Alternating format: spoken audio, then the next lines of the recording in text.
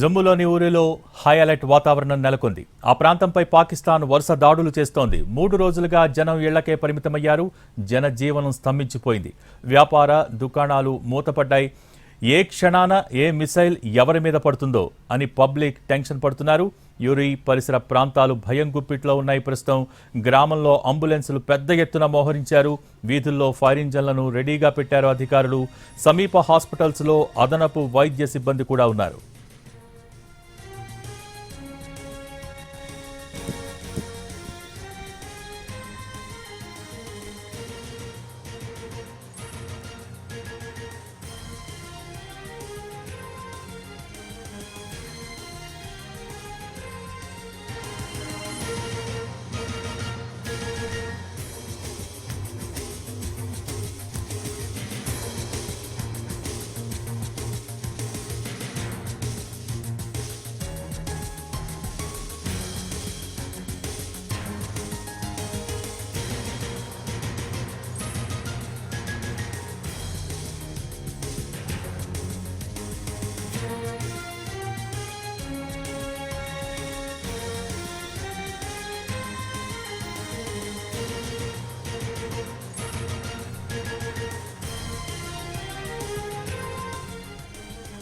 Right, ఉదయం నుంచి కూడా జమ్మూలో హైలైట్ వాతావరణమే నెలకొంది. ఎందుకంటే ఉదయం నుంచి కూడా మార్నింగ్ 5 నుంచి పాకిస్తాన్ మళ్ళీ డ్రోన్ దాడులను చేసే ప్రయత్నం చేస్తోంది. వాటిని భారత ఆర్మీ తిప్పికొడుతోంది. ప్రస్తుతం అక్కడున్న పరిస్థితికి సంబంధించి మరిన్ని అప్డేట్స్ అందించేందుకు మా ప్రతినిధి చక్రి లైవ్లో సిద్ధంగా ఉన్నారు. చక్రి, ప్రస్తుతం అక్కడ సిచ్యువేషన్ ఏ విధంగా ఉంది? ఉదయం నుంచి కూడా చాలా చోట్ల డ్రోన్ దాడులు కూడా జరిగినాయి. అవన్నీ మీరు ప్రత్యక్షంగా షూట్ కూడా చేశారు. సో ప్రస్తుతం సిచ్యువేషన్ ఏంటి? రైట్, దానికి భిన్నంగా ఏం లేదు భోగి. ప్రస్తుతం నేను ఉదంపూర్లో ఉన్నాను. మనకి ఎయిర్ బేసెస్ని టార్గెట్ చేసుకుని ప్రధానంగా పాకిస్తాన్ దాడులకు పాల్పడుతోంది. ప్రధానంగా డ్రోన్ దాడులకు పాల్పడుతోంది పాకిస్తాన్.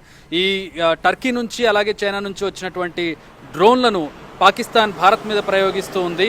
మనకి లేటెస్ట్గా అందుతున్నటువంటి అప్డేట్స్, బ్రేకింగ్ న్యూస్ అందుతూ ఉంది. పాకిస్తాన్ రాజీకి వచ్చే ప్రయత్నం చేస్తుంది. పాకిస్తాన్ సంధి చేసుకునేటటువంటి ప్రయత్నం చేస్తూ ఉంది.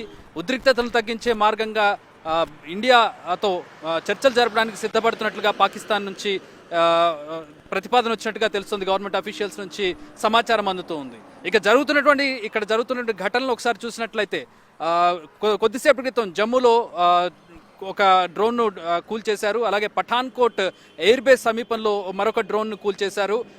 ఇక ఉదంపూర్లో కూడా నిన్న రాత్రి ఈరోజు ఉదయం కూడా ఎయిర్ బేస్ను టార్గెట్ చేసుకుని డ్రోన్ దాడి చేసింది పాకిస్తాన్. వాటిని కూడా కూల్చేశారు. పూర్తిగా డ్రోన్ల మీద ఆధారపడుతోంది పాకిస్తాన్. ప్రతిసారి విఫలమవుతున్నప్పటికీ కూడా, డ్రోన్లను పదే మన రక్షణ వ్యవస్థ కూల్చేస్తున్నప్పటికీ కూడా ఆ డ్రోన్ల మీద ఆధారపడుతూ డ్రోన్లతో దాడి చేసే ప్రయత్నం చేస్తుంది. అలాగే మరొక బ్రేకింగ్ ఏంటంటే, పాకిస్తాన్ ట్రూప్స్ ఫార్వర్డ్ అవుతున్నట్టుగా, అంటే ఎల్ఓసిలో కావచ్చు, పాక్ ఆక్యుపైడ్ కాశ్మీర్లో కావచ్చు, మన వైపుకి ఆ ట్రూప్స్ని ఫార్వర్డ్ చేస్తున్నట్టుగా కూడా సమాచారం అందుతుంది. దాన్ని కూడా భారత సైన్యం తిప్పికొడుతుంది. అయితే కొద్దిసేపటి క్రితం ప్రెస్ మీట్ చూసాం మనం.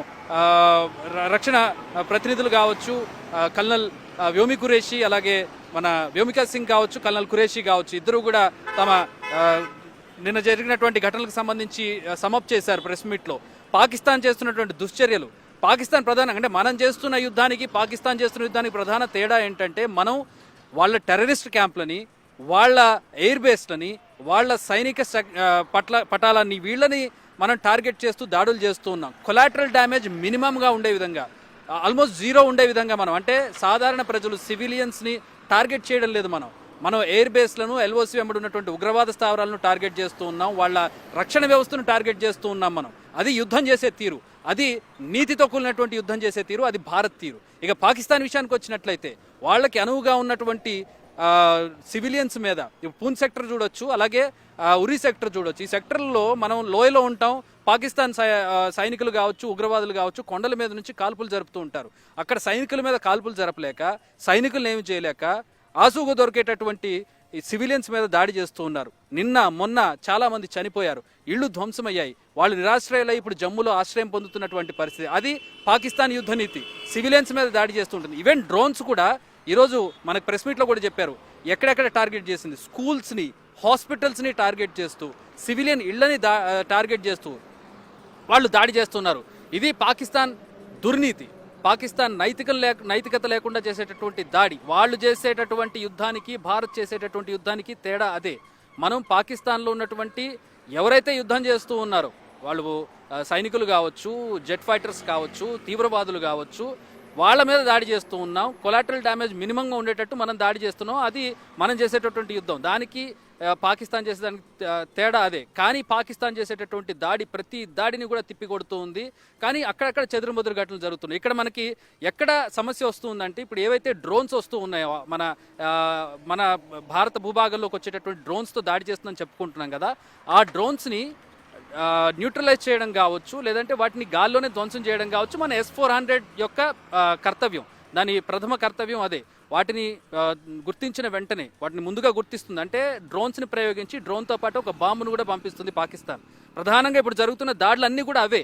వాళ్ళు క్షిపణులు కానీ లేదంటే మరొకటి కానీ ప్రయోగించడం లేదు. 90% డ్రోన్స్తో దాడి చేస్తుంది పాకిస్తాన్. ఎందుకంటే డ్రోన్ అనేది అన్మ్యాన్, అంటే ఎక్కడ కూడా వాళ్ళు పైలట్లు ఉండాల్సిన అవసరం లేదు. ఎక్కడో కొన్ని వందల కిలోమీటర్ల దూరంలో ఉండి డ్రోన్ ఆపరేట్ చేయొచ్చు. సో ఆ డ్రోన్స్తో దాడి చేస్తుంది. అవి టర్కీ నుంచి వాళ్ళకి ఉచితంగా వచ్చి పడ్డాయి. ఇదిగో మీరు వాడుకోండి మా దగ్గర ఉన్న డ్రోన్స్ అని చెప్పి టర్కీ వాళ్ళకి ఒక షిప్మెంట్ పంపించింది.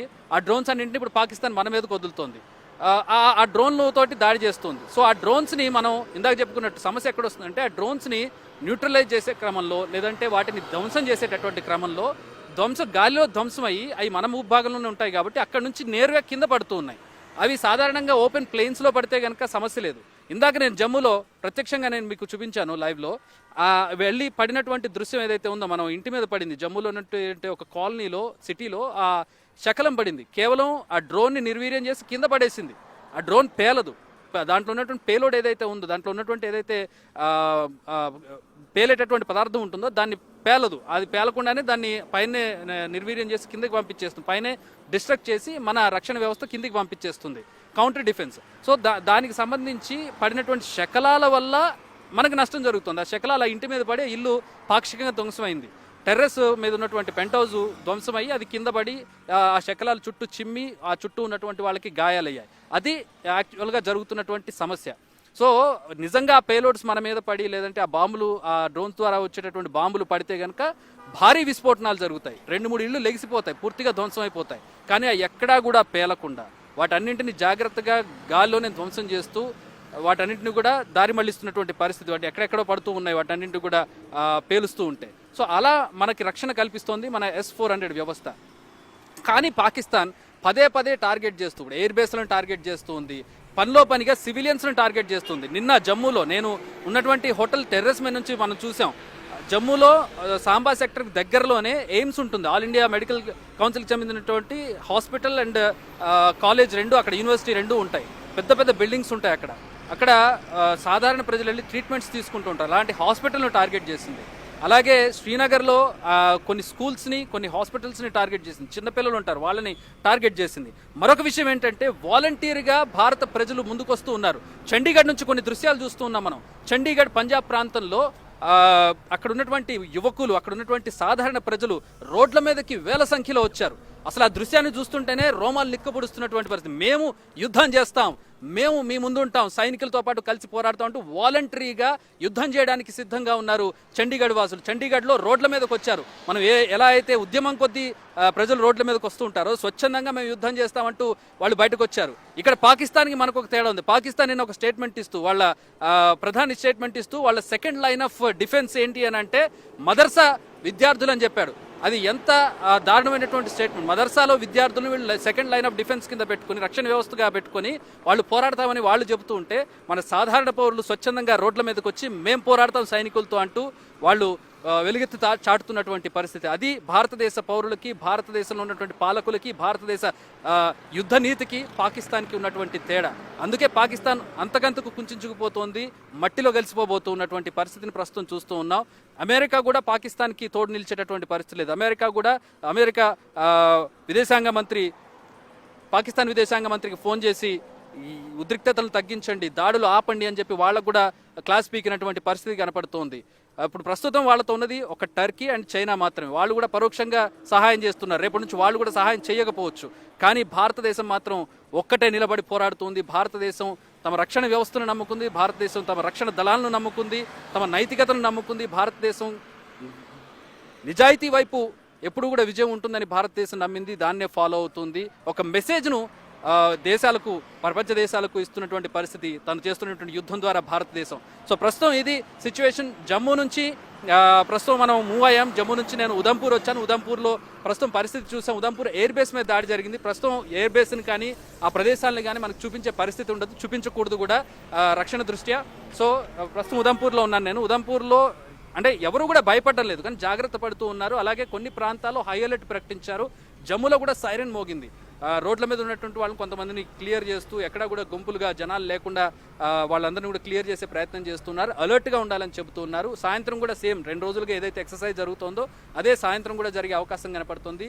ప్రతిరోజు చీకటి పడిన తర్వాత చీకటి మాటన పాకిస్తాన్ దాడి చేస్తున్నటువంటి దృశ్యాలను చూస్తాం. ఈరోజు పగటిపూట తెగించింది, బరి తెగించి దాడులకు పాల్పడుతుంది పాకిస్తాన్. మరి ఇది ఎటు దారి తీస్తుంది, ఎట్లాంటి పరిస్థితులకు దారి తీస్తుంది అనేది చెప్పలేం. యుద్ధం ప్రారంభించే వరకే, యుద్ధం ఎస్కలేట్ అయ్యే వరకే మన చేతుల్లో ఉంటుంది. ఆ తర్వాత ఒకరి తర్వాత ఒకరి మీద ఒకరు ఇలా దాడులు చేసుకుంటూ కంటిన్యూ అవుతుంది. సో ఆ పరిస్థితి ఎటు దారి తీస్తుంది, ఎట్లాంటి పరిణామాలు చోటు చేసుకుంటాయి అనేది చెప్పలేం.